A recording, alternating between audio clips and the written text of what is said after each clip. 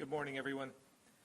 I know this is an incredibly difficult time with disruption that most of us have never experienced.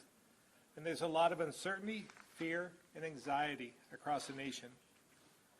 I understand how tough things are right now and will continue to be.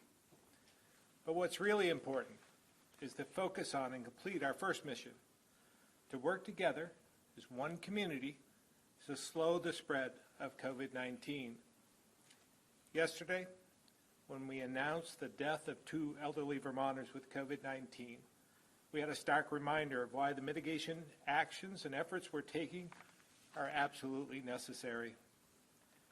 We have to recognize that many of us will get this virus. And while many will have moderate symptoms, we must do all we can to protect our older Vermonters and those with underlying conditions who are at greater risk at severe outcomes like what we announced last night. The consequences are serious, but the response is literally in our hands. So I want to thank Vermonters for their flexibility and help in responding to this pandemic, from folks picking up supplies for elderly neighbors to the grocery store crews restocking shelves, from our restaurant owners and workers, educators and school administrators who've met recent adversity with understanding and a sense of service, to our healthcare workers, nurses and doctors on the front line doing all they can to fight this virus and keep us healthy, to our Department of Health workers and those from other agencies, many of whom I visited last night at the call center, working second and third shifts to answer questions and track responses that are needed. State employees, even former employees, stepping up outside their daily jobs to help and do whatever they can. I want every Vermonter to know I fully understand the incredible economic and emotional toll coronavirus is having and will continue to have on each and every one of us. The measures we're implementing, while disruptive, are based on the best science we have from experts, and we're committed to doing all we can to help people weather this storm. As we continue to work on this first mission to protect the health of Vermonters, we also know financial security is critical for us to recover from this pandemic as well. So we're here today to announce steps we've taken to support working Vermonters affected by COVID-19 and additional actions we're going to put into place. Let me be clear. My team and I are fully aware these initiatives are not enough. People are hurting and businesses are at risk. But let me assure you, we will pull every lever and turn every dial we possibly can to support folks through this time and look towards economic recovery even while we're closing in on the eye of the storm. The initiatives we're outlining today are small steps, but they're just the beginning. And we need people to know what resources are available to them right now. We've already taken several actions to provide some economic relief for Vermonters. To start, we made unemployment available to all Vermonters who can't work because of coronavirus.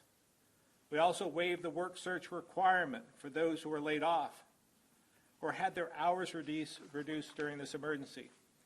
This, of course, means many more Vermonters calling the Department of Labor for help. And we continue to expand capacity and have simplified the process for Vermonters. This includes an online form for initial claims and tripling the number of staff in our claims center, borrowing people from other agencies and departments to help out, including a generous offer of staff support from the auditor's office. With schools and daycares now closed, it's my hope we can extend these benefits to those who need to stay home to care for their kids, and we'll work with the legislature to do so. To further protect workers, I'll also ask the legislature to expand and extend job protections for those employees of small businesses who cannot work due to the family and medical reasons. Knowing the burden of health care and how utility costs weigh heavily on many families, I've directed the Department of Financial Regulation and DEVA to help reduce financial pressure wherever we can and make sure Vermonters continue to have access to care and prescriptions. DFR acted quickly to ensure Vermonters didn't have to pay out of pocket for COVID-19 testing and directed insurers to allow for a 30-day supply of prescription medication available to patients. Commissioner Pichek is now working with MVP and Blue Cross Blue Shield to try to make sure no one loses their health care coverage during this time. And I've directed DEVA to waive premiums for the Dr. Dinosaur program. DFR is also working with financial institutions to encourage flexibility for customers. Things like waiving fees and delaying loan repayments, which is just the start to providing relief. On the utility front, my team at the Public Service Department has been working with our utilities to ensure that folks are not disconnected during this emergency due to inability to pay. I'm happy to report that our utilities overwhelmingly stepped up to do the right thing, and their good conduct and cooperation was acknowledged in the PUC's recent order to formalize this protection. I know the steps we've taken to slow this virus down are already taking an incredible toll on businesses and their employees, especially our bars and restaurants, which are so vital to our economy and our culture. Again, we will do everything we can to help these businesses and their employees, but my heart goes out to each and every one of them as they face the brunt of this right now. We've acted on some other opportunities to provide relief, and we'll do more. For instance, I eased liquor laws to allow restaurants, which can only offer takeout and delivery to help mitigate the spread of the virus, to sell alcoholic beverages as part of the takeout service. And while this may seem trivial, I wanted to allow as much flexibility as possible while their dine-in service is closed. We've also requested a disaster declaration from the Small Business Administration, which would make emergency loans available to Vermont small businesses. To supplement this, we'll be working with the legislature to create a business loan program through VITA, similar to what we did in the immediate response to Tropical Storm Irene. As we work to expand UI benefits, we're also working with the legislature to make sure UI experience ratings are not negatively affected. ACCD is also providing resources to support businesses with technical assistance, regular guidance, and more. And they can go to acc.vermont.gov for other assistance. Again, we know this is not nearly enough, and there will be much, much more in the future to help our small businesses, the backbone of our economy. While working to provide some economic relief, we're also working to ease the regulatory burden and simplify government services in ways that will help us better respond to this crisis. For example, the Department of Motor Vehicles shifted to online, phone, and mail services only. And to help take some of the stress off, I directed them to grant a 90-day extension for all licenses and registration renewals. We know two areas of tremendous need right now are in our health and communication systems.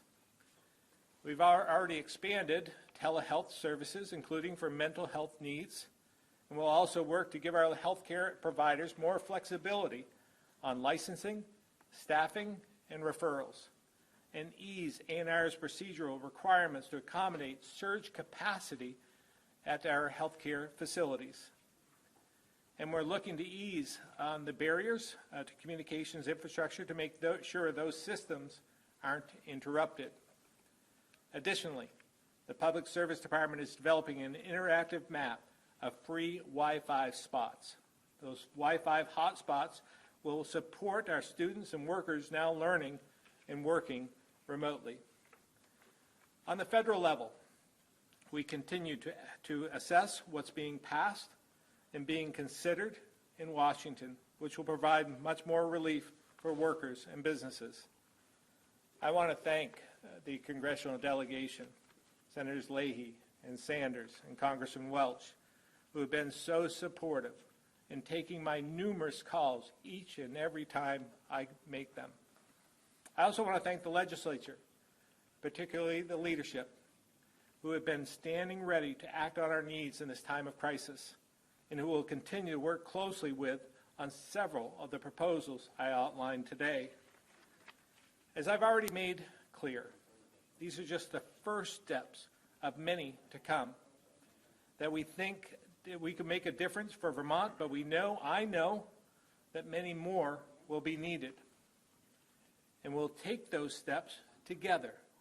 We'll take each challenge as it comes, calmly and with the best interests of all Vermonters in mind. Each and every decision we make will be informed by the best science and with information from subject matter experts to protect Vermonters. I want to close by, again, commenting on how proud I am of the people of our state and how encouraged I am with what I've seen as we pull together. Little things like neighbors encouraging others to get takeout from our restaurants, businesses donating masks and personal protective gear to hospitals, bus drivers delivering meals and learning materials on the routes they used to pick up students on, and folks taking a moment to thank the custodians for working overtime to help keep our spaces clean and safe. Just like Irene, or the Great Depression of the 30s, or the flood of 1927, we will get through this, and we'll get through it together. I'll now ask Dr. Levine to give a brief update on the current situation. Dr. Levine. Thank you, Governor. In my allotted time today, I'd like to focus on three areas. First is the situational update on numbers and on testing. Second is the outbreak at the long-term care facility in Burlington. And the third is on the lifestyle changes we're all experiencing. At this point in time, prior to any results coming in today, we have a total of 28 positive test results in Vermont. The perspective there is that there are about 800 negative test results. Yesterday brought 7 new positives, 4 of them at the long-term care facility, 3 members of the community who are not hospitalized. And as you heard at last night's press conference, we noted the passing of 2 individuals, very elderly, with COVID-19. The health department continues to monitor several hundred Vermonters. With regards to testing, it's always been and will continue to be for the near future a mixed picture, but far more balanced on the side of optimism. We are now having access to commercial lab capacity out of state, which will allow us to test a majority of what we term low priority test specimens, hopefully within a 48-hour turnaround time. We continue to do all the high priority testing here in state with a 24-hour turnaround time. We have an important affiliation we've developed with the University of Vermont Medical Center and the College of Medicine, and we are constantly in touch with our federal partners and agencies such as HHS and FDA. The ultimate solution to the problem is obviously making sure that there's adequate testing reagents, buffers, all of the components of what go into doing the test. I feel proud that we have adequate facilities to take specimens from patients. And though there are a few gaps in our geographic region, we know how to fill them, and they will be filled effectively. Moving on to the long-term care facility in Burlington, As you noted, one of the deaths was indeed at that facility of the 2 deaths yesterday. And there are a total of 5 positive test results from that facility in the residents of the facility, including the individual who died. We have been rigorously working with the facility regarding their infection control procedures. The fact that they already had adequate policies in place, already had been certified and passed regulatory muster in October of 2019 with no deficiencies noted. And when we became involved very quickly after the first case, it was obvious that they were already pursuing appropriate infection control procedures. We are, of course, assisting with a lot of the contact tracing, making sure that we're aware of any other resident, any healthcare worker that might have had contact with a positive case, and doing the appropriate surveillance that's necessary. We are also doing appropriate testing, needless to say, and working very closely with the facility on their supply of personal protection equipment, which has been forthcoming through the state and will continue as needed. As I mentioned, we've been connected from the outset, both on the telephone lines and, as of yesterday, within the facility. We are using guidance that often is very standardized, if I may use that word, from the Centers for Disease Control, but that is effective. We have been connected with the Centers for Disease Control throughout this. We have another call in today, really investigating with them if they could be sending a team to Vermont to assist us in the investigation. I have to be very frank here. This is not the only long-term care facility in the United States that is suffering from the COVID-19 epidemic. The CDC is probably as overwhelmed as everyone in every state is feeling at this time, so I don't know how feasible or realistic that is, but we will certainly enlist their ongoing assistance. Last thing I mentioned was the social distancing.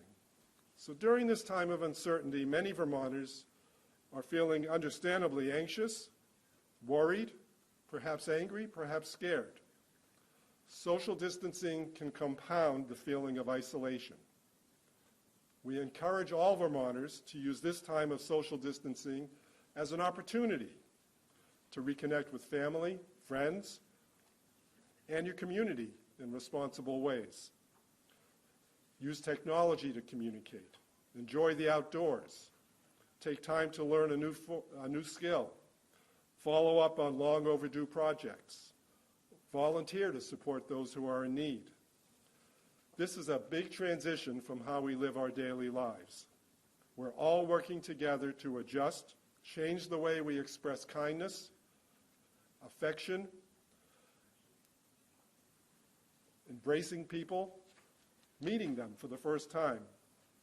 Knowing this, all being in this together, goes into all of the difficult decisions that the state is making. And I and the health department are not only understanding, but in the midst of everything else, training our focus on this. In coming press conferences, I will have more to say regarding innovative strategies that all Vermonters can begin to use to help cope in these challenging times. Thank you. We'll now open it up to questions. I believe there's a process. First question, Lisa from the AP. Hi, Governor. Would Vermont consider any kind of shelter-in-place order? I believe the question was echoing a bit the shelter-in-place order. Obviously, everything is on the table at this point. Nothing we're considering in the short term, but watching what other states are doing and how it's advanced much further in those states than it is in Vermont. Everything's on the table, and we'll consider everything we can based on the science and data that we have available, and then we'll make the proper moves and take the proper steps at that point in time, but not at this point.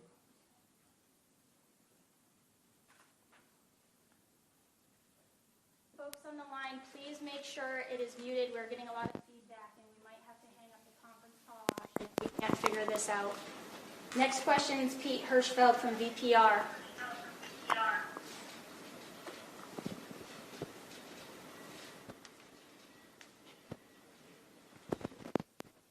Yeah, Peter, if you need to unmute. Thank you, Governor. Sorry about that. Commissioner Levine, yesterday you said that your department is preparing for, quote, worst-case scenarios across the healthcare system. Can you tell us with some specificity what a worst-case scenario looks like in terms of total Vermonters infected and total Vermonters you anticipate would need hospital care? Sure. So I have to be honest, we're drawing up those numbers as we speak. We've had a consultant involved to work with us, which another may be able to talk to. But what we're talking with the hospitals on, as recently as 8:30 this morning, is the total number of beds they have available, if and when there would be a need to stand up other facilities to add to that bed component, how many ICU beds might be necessary, how many ventilators might be necessary. We already have capacity to set up, the term I guess would be pop-up hospitals. We have invested in at least 80 new ventilators above and beyond the supply that the state already had. And maybe I'll turn this over for a sec. It's some of the modeling data that has just come in. Thank you, Dr. Levine. Mike Pichak from the Department of Financial Regulation. So the department has engaged internal experts as well as external experts to look at some of the modeling for best case and worst case scenarios in Vermont. When the numbers are below 100 of confirmed positive cases, the numbers are not as consistent in terms of the projections. So we're running a number of scenarios to try to get a best estimate on best case and worst case scenarios. We have those initial estimates internally, but we're working on getting them with more accuracy before disseminating them broader. Mike Smith, Secretary of Human Services. I just wanted to give an update on available beds in Vermont and elsewhere. We have a total of 500 available beds. The ICU beds have climbed significantly to 49. Surgical beds have climbed significantly to 204, and isolation beds have climbed as well. The numbers have gone up significantly since yesterday because of the governor's action dealing with elective and non-urgent procedures being postponed. Also, as Commissioner Levine had talked, we have 87 new ventilators coming, and we're looking to increase that capacity as well. We have currently 153 with 87 coming and available today, and with 87 coming, and the promise of converting existing ventilators that are used for other procedures to this procedure on COVID-19, which will increase our capacity even more. More to come in a few days on that. Next question, Patricia from the Bennington Banner.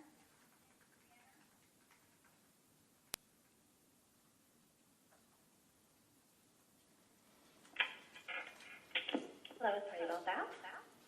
I am wondering, I know it's pretty early, Governor, but is it becoming any more clear how long the shutdown, like with schools, restaurants, and bars, will last, if they'll have to go beyond April 6th? Yeah, too early to make that decision at this point, but suffices to say we're still increasing the number of positives we're seeing. The exponential threat is still there, and I would expect, I think we Vermonters need to prepare for a much longer period of time, but at this point not ready to declare that, but it certainly looks as though we're going to have to consider moving that date much further forward. Next question, Anne from VT Digger.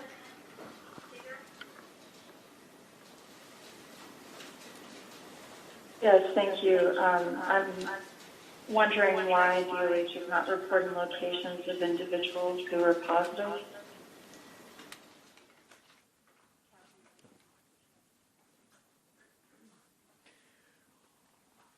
We are, and this is Mike Smith again, we are identifying the county of resident for those individuals. We do gender, age range, county of resident, or where they, what county they're from, what hospital they're in, if they're hospitalized, or if they're home. The reason we do that is to maintain some patient privacy according to HIPAA, but trying to get out as much information as possible. For example, last night we identified the long-term care facility. That has not been done in the past. We're trying to move as quickly and as transparently as possible with these things, while we try to give the patient some protection. So we're trying to walk a really fine line here.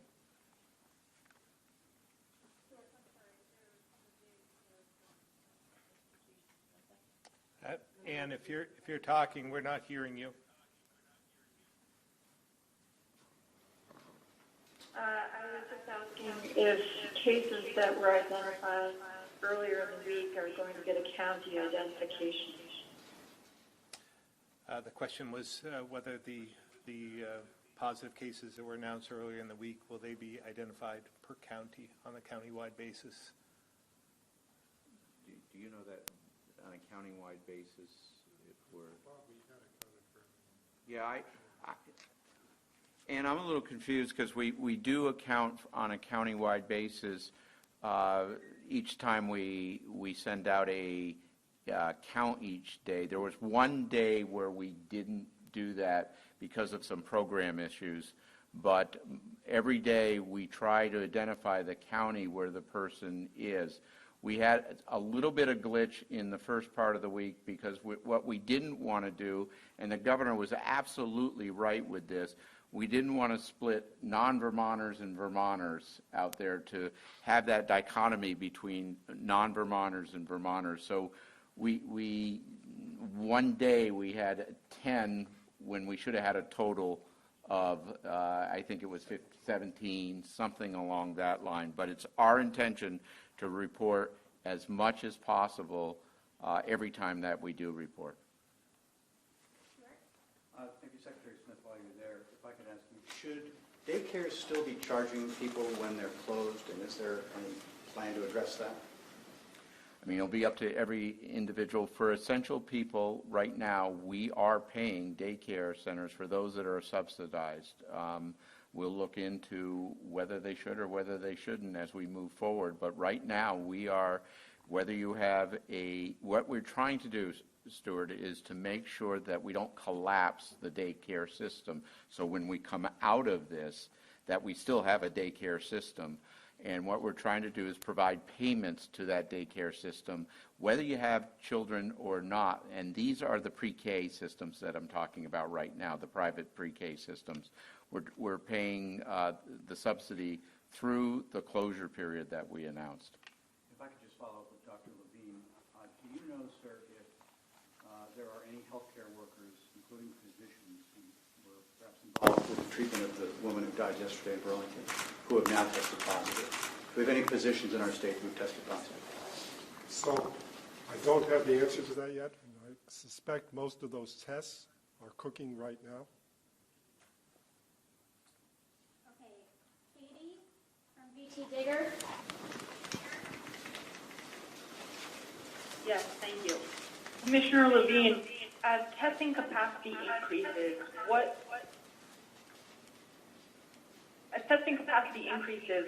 what symptoms exactly must a person have in order to be tested? And has that guidance changed on what the threshold is in terms of who should be tested and when? Right. So our knowledge about symptoms is evolving, much as the knowledge about the epidemic is evolving. We have only used the word symptomatic so that we can leave that up to the discretion of the clinician and their judgment if that's an appropriate patient. Obviously, the key core symptoms that we've always been talking about still hold: fever, cough, shortness of breath. But we do understand now that there are those who may present with achiness syndromes like flu-like symptoms, headaches, things of that sort. And much like any other clinical decision, the clinician integrates all that information and makes a decision about the appropriateness of testing. So that's how that part will go. Stephen Mills times Argus.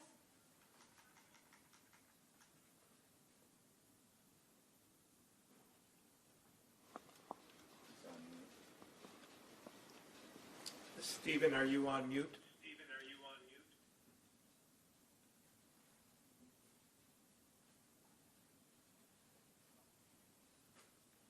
Okay, moving along. Mike Trudeau. Michael with True North Reports. Even with all these new efforts to support the economy, how long can Vermont sustain this level of economic suppression? Yeah, we'll sustain it as long as feasibly possible. I mean, we'll get to the end of this, and we'll do it together. I have tremendous faith in our inner strength here in Vermont and the businesses that are working so hard to be creative, and the federal government and the state government and all of us working together. We'll get through this. As I said before, we've been through multiple challenges in our history. If you take the 1927 flood here in Vermont, or you take the Depression in the 30s, certainly we've seen this in Irene. We got through it, and we'll get through this as well. Colin, 7 days. So how many people at the Burlington Care Facility have been tested so far, and what is the state to manage the situation? For example, can residents or patients choose if they choose to? So I got the first part of the question, which is how many have been tested so far? And that number is growing, so I can't give you a precise number. But I would definitely think we would have at least a half a dozen, if not more. But I can't give you a precise number because our investigation will help determine who needs to be tested. I'm going to need you to repeat the rest of the question because it didn't come through very well. Yeah, sorry about that. So what is the state doing to manage the situation? Can residents or patients leave if they choose to? Also, just to follow up on what you just said, can you explain why everyone there is being tested? Why everyone there is not being tested? That would probably not be an effective use of resources unless everyone there was symptomatic with the illness. The other question I think I answered in my comments earlier, which was the strategies we're using from a public health, investigative, and surveillance standpoint with the facility to understand their infection control practices and make sure that as we're there on the ground, they're being implemented, and to continue to work with the CDC, either remotely or with them sending a team to further enhance our efforts. Okay, Calvin, that is yes. Probably a question for Secretary Smith, but the inmate population, of course, many people say there's a big risk there. Some people are calling for some low-risk inmates to be released. Is that on the table still, and sort of what have those discussions been like? Well, we've been looking at the inmate population on a daily basis. By the way, it has been decreasing as we speak and as we've moved forward. We're at about 1,500 inmates today. That's significantly lower than it has been, and actually allows us now to spread inmates out for more social distancing in the correctional facilities. As I mentioned the other day, we're taking very stringent actions in terms of intake into those facilities, making sure there's a thorough medical examination as we as we intake various inmates. The other thing is we're working closely with the state's attorneys. I think Commissioner Baker the other day had a meeting with the state's attorneys and the judicial system as well, talking about the need to look at who is coming into our facilities. But at this very time, we have no plans to furlough anybody within our correctional facility. We'll see as this moves forward, but right now we have no plans to furlough anyone in our correctional facilities. I want to add as well, not only are we doing that, we're also limiting access to the inmate population as well through video conferencing in terms of visitations and those other things we're doing. Dan, Burlington Free Press. Yeah, hello, Governor and everyone else. I wanted to ask about ventilators. When the 87 that are coming arrive, I believe we'll have around 240. I was told by the Department of Health we have 153 now. I'm wondering if that's enough or if we need more, and also whether we have the technicians to operate those ventilators once we have them. Dan, can I have you mute your line now, please? Yes. Thank you. Thank you, Dan. The ventilators that are available today is 153. We have 87 additional ventilators coming. Plus, Dan, I just want to tell you, we are looking at how to convert other ventilators for the purpose of COVID-19. We're learning from other states on how to do that, and we think that will boost our numbers as well. So we'll continue to look for additional capacity in ventilators, but right now, today, we have 153 that's available for us, boosting it up to 87, boosting it up with these conversions that we're talking about, and boosting it up because we're still out there searching for other ventilators as we move forward. Sean from the Chester Telegraph. Thank you. We're hearing can have a negative effect on infection outcomes, which would be a special concern to younger people who might otherwise fare better. Can you speak to this, and what is the state's plan for making this part of the message? I'm sorry, if you could repeat the question. We're getting a lot of feedback here. And if everyone on the line could, just so that we could narrow this down, if you could just mute your phones, that would be very helpful. So the question was, we're hearing that smoking and vaping can have a negative effect on infection outcomes, which would be a special concern to younger people who might otherwise fare better. Can you speak to this, and what is the state's plan for making this part of the public message? I think you've made a very astute point. And if I could just digress to Italy's experience, which has not been good, part of the hypothesis about why it hasn't been good, in addition to some differences in the healthcare system, relate to the fact that their population is older and has a higher smoking rate. So I think the correlation between prior damage to lungs and then having an insult like COVID-19 is very clear. We're fortunate in Vermont that, at least in the combustible cigarette smoking rate, we've had steady decrements for many, many years now, and are probably at an all-time low. Although you're right, the vaping epidemic has changed that for a certain part of our demographic.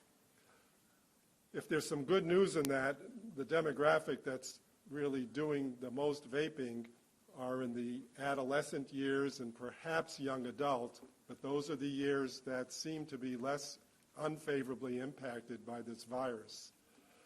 Nonetheless, I do agree with you that messaging can be a component of an effective public health strategy.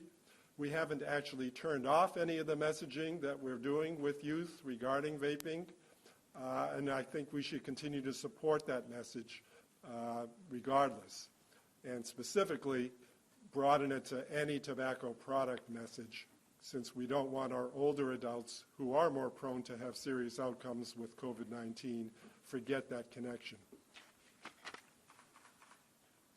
Courtney? For people that might not have a primary care physician and may have traveled or have symptoms, is there anything they can do? If they don't have a primary care physician and may have symptoms or anything like that? And they're in-state or they're out? If they're in-state, is there anything they can do? It's my understanding that they can't go to urgent care and get a test. Well, we tell them not to go to urgent care. It doesn't mean they can't go to urgent care. However, they can still communicate with the healthcare system. And we tell people, don't show up in urgent care, don't show up in an emergency room, because you may walk in and nobody's prepared to realize that you could be a vector for this disease. But we don't tell them, don't call ahead. And we, in fact, encourage them to call ahead. So I would still give that same advice to someone who doesn't have a healthcare provider and they feel symptomatic. The last thing we want to do is have people decline the opportunity to get care. And as you know, we have such a low uninsured rate in Vermont, and so many changes have been made at the level of paying for tests, paying for care with this virus in mind, that are all geared to making sure that no one in the country, never mind Vermont, feels that access to care, access to testing, cost is going to be a barrier to their getting the right treatment. So I would hope that no one would feel that way. All right, we have time for one last question. Xander from VT Digger. Hi, Governor. I was wondering if you are considering any protections for those who might be facing eviction or foreclosure during this economic crisis. Yeah, absolutely. We're looking at that as we speak. We want to make sure whatever we do doesn't have a ripple effect across those those who own apartment houses, for instance. They have to pay a mortgage as well. So we want to make sure we get this right. But we are definitely going to look at this, make sure that we're protecting vulnerable Vermonters and making sure that people aren't evicted. So we'll be considering this in response to many, many different requests, working with the legislature, as well as what we can do with an executive order. But we'll be taking this up as well. All right. Thank you very much, everyone, for coming. And we'll have another update by Monday, hopefully not before that.